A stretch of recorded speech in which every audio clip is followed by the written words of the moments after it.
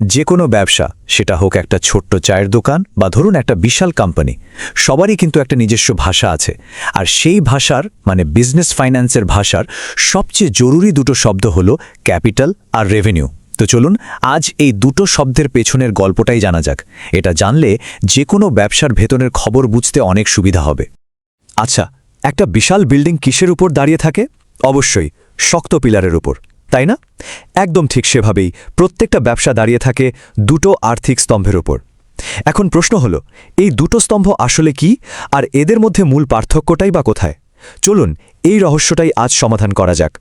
তো আমাদের আজকের আলোচনার রোডম্যাপটা একবার দেখে নেওয়া যাক।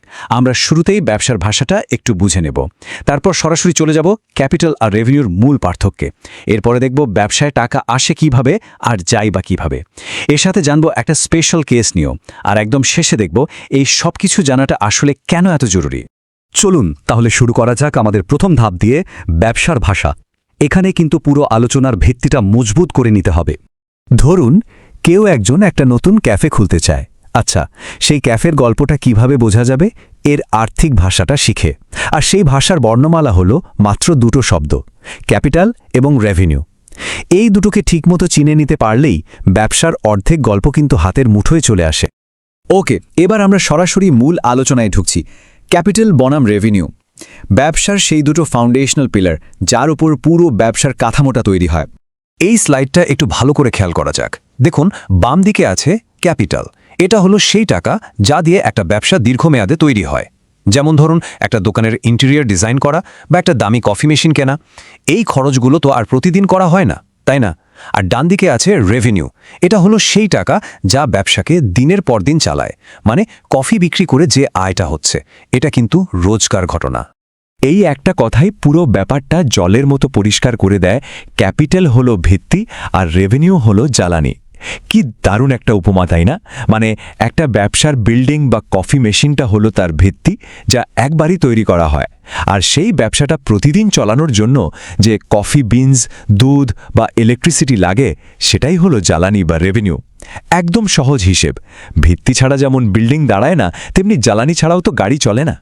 বেশ, তাহলে ভিত্তি আর জ্বালানির গল্পটা তো বোঝা গেল। এবার দেখা যাক এই টাকাটা যখন ব্যবসার ভেতরে আসে তখন তাকে কি বলে। চলে যাচ্ছি আমাদের তৃতীয় ধাপে, টাকা আসার বিশ্লেষণ, অর্থাৎ ক্যাপিটাল আর রেভিনিউ রিসিপ্টস। তবে তার আগে ছোট্ট করে জেনে নেওয়া যাক রিসিপ্ট জিনিসটা আসলে কি। সোজা কথায়, যে কোনো সোর্স থেকে ব্যবসায় টাকা এলেই সেটাকে বলে রিসিপ্ট বা প্রাপ্তি। একদম সহজ, তাই না? আচ্ছা, এবারে দুটো ভাগ দেখে নেওয়া যাক। এই টেবিলটা একটু দেখা যাক। ধরুন একটা ব্যবসাকে বড় করার জন্য ব্যাংক থেকে লোন নেওয়া হলো। এই টাকাটা হলো একটা ক্যাপিটাল রিসিপ্ট। কেন? কারণ এই টাকাটা তো বারবার আসবে না, আর এটা ব্যবসার উপর একটা দায় বা লায়াবিলিটি তৈরি করছে।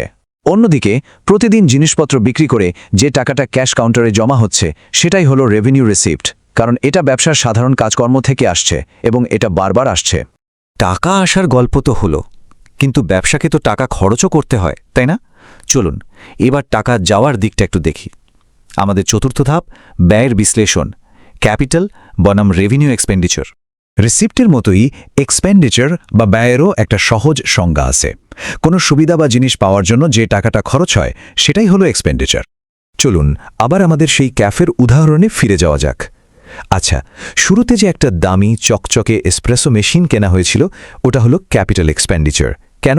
কারণ এর সুবিধাটা তো বছরের পর বছর পাওয়া যাবে।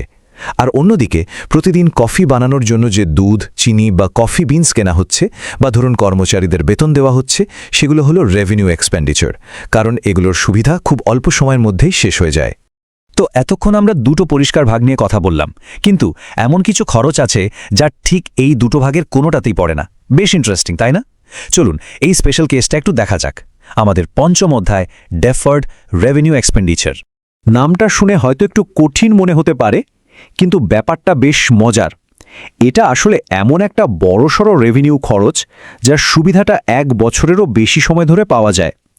অ্যাকাউন্টিংয়ের নিয়ম অনুযায়ী পুরো খরচটা 1 বছরে না দেখিয়ে কয়েক বছরে ভাগ করে দেখানো হয়। মানে দেখতে এটা রেভিনিউ খরচের মতো হলেও এর চরিত্রটা কিন্তু অনেকটা ক্যাপিটালের মতো। ধরা যাক সেই ক্যাফের গ্র্যান্ড ওপেনিংয়ের জন্য একটা বিশাল বিজ্ঞাপন ক্যাম্পেইন করা হলো। আর এককালীন অনেক টাকা খরচ হলো। এখন আশা করা হচ্ছে যে এই ক্যাম্পেইনের ফলে আগামী 3 বছর ধরে ক্যাফেতে প্রচুর কাস্টমার আসবে। আচ্ছা, এই বিশাল খরচটা যদি শুধু প্রথম বছরের হিসাবেই দেখানো হয় তাহলে তো সেই বছরে একটা বিশাল লস দেখা যাবে, তাই না? ঠিক এ কারণেই এই খরচটাকে 3 বছরে ভাগ করে দেখানো হয়, আর এটাই হলো ডেফার্ড রেভিনিউ এক্সপেন্ডিচার। তো এত কিছু তো জানা গেল, কিন্তু আসল প্রশ্ন হলো এই ক্যাপিটাল আর রেভিনিউয়ের মারপ্যাচ জেনে আমাদের লাভটা কি? চলুন এবার সেই বিগ পিকচারটা দেখা যাক। তাহলে আজকের আলোচনা থেকে মূল কি কি বিষয় আমরা জানলাম? প্রথমত আমরা শিখেছি কিভাবে ব্যবসার ভিত্তি মানে ক্যাপিটাল আর তার জ্বালানি মানে রেভিনিউ এই দুটোর মধ্যে পার্থক্য করতে হয়। এখন থেকে যে কোনো আয় বা ব্যয় দেখলেই বোঝা যাবে সেটা কি ব্যবসার ভবিষ্যৎ গড়ছে নাকি শুধু বর্তমান চালাচ্ছে। আর হ্যাঁ, আমরা এটাও জেনেছি যে কিছু বড় খরচকে সময়ের সাথে ভাগ করে দেখানো হয়। বিশ্বাস করুন, এই পার্থক্যটা বুঝতে পারাটা একটা সুপার পাওয়ারের মতো, কারণ এটা যে কোনো কোম্পানির ভেতরের কৌশল বা স্ট্র্যাটেজিটা চোখে আঙুল দিয়ে দেখিয়ে দেয়। শুধু কোম্পানির আর্থিক রিপোর্ট দেখেই বলে দেওয়া সম্ভব যে কোম্পানিটা কি ভবিষ্যতের জন্য বড় কোনো প্ল্যান করছে, নতুন মেশিন কিনছে, নাকি শুধু কোনো মতে দিন চালিয়ে নিচ্ছে। তাদের টাকা কোথায় আসছে আর কোথায় যাচ্ছে, এই গল্পটাই কিন্তু তাদের আসল প্ল্যানটা ফাঁস করে দেয়। এখন যেহেতু ব্যবসার এই গোপন ভাষাটা আমাদের সবার জানা হয়ে গেল, পরের বার যখন কোনো কোম্পানির খবর পড়া হবে বা কোনো ব্যবসায় বিনিয়োগ করার কথা ভাবা হবে, তখন এই প্রশ্নটা করা যেতে পারে, তাদের ছোট বা বড় সিদ্ধান্তগুলো তাদের ভিত্তি আর জ্বালানি স্তম্ভ দুটোকে ঠিক কিভাবে প্রভাবিত করছে। এই দৃষ্টিভঙ্গি দিয়ে দেখলে ব্যবসার জগৎটা কিন্তু আরও অনেক বেশি পরিষ্কার হয়ে যাবে।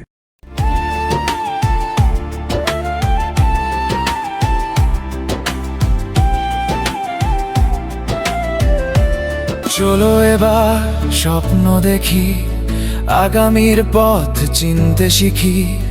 পথ দেখাবে স্কুল career.in, তোমার স্বপ্ন পূরণ হবে, আসবেই সেই দিন। এখন হাতে শুধু এক কিক,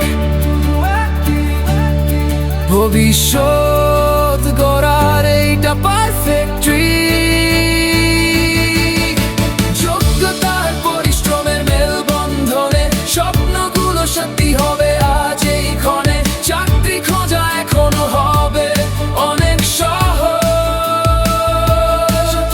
স্কুল হোক বা অফিস, ক্যারিয়ার হোক জার্নি, প্রতিভার এই লড়াইতে আমরা তোমার সই। রেজিস্টার করো আজই এখানে, ভরসা রাখো মনে, নতুন দিগন্ত খুলবে দেখো ঠিক আগামীর ক্ষণে। চাকরি খোঁজে আর নয় কোনো বাধা, সব সুযোগ এবার হাতের মুঠোয় রাখা। যোগ্যতা তোমার, লড়াইটা আমাদের, সেরা কেরিয়ার গড়ার অঙ্গীকার সকলে। আজই শুরু করো তোমার নতুন পথ চলা। স্কুল career.in, তোমার উজ্জ্বল আগামীর সঙ্গী। সঙ্গী সঙ্গী।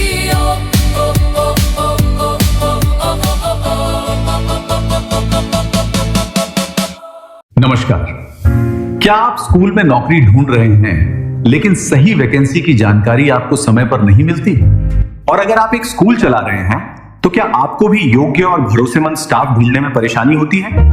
आज यही समस्या हजारों लोगों और स्कूलों के सामने है। दोनों को एक दूसरे की जरूरत है, लेकिन फिर भी दोनों एक दूसरे तक पहुंच नहीं पाते। यही समस्या हमने देखी और इसी से जन्म हुआ SchoolCareer.in का। ये एक ऐसा ऑनलाइन प्लेटफॉर्म है जहां स्कूल अपनी वैकेंसी पोस्ट कर सकते हैं और उम्मीदवार सीधे उन नौकरियों के लिए आवेदन कर सकते हैं। यहाँ केवल टीचर्स ही नहीं बल्कि स्कूल से जुड़े कई पदों के अवसर उपलब्ध हैं, जैसे office staff, computer operator, accountant, librarian और अन्य पद। हमारा लक्ष्य है स्कूलों और योग्य उम्मीदवारों को एक ही मंच पर जोड़ना।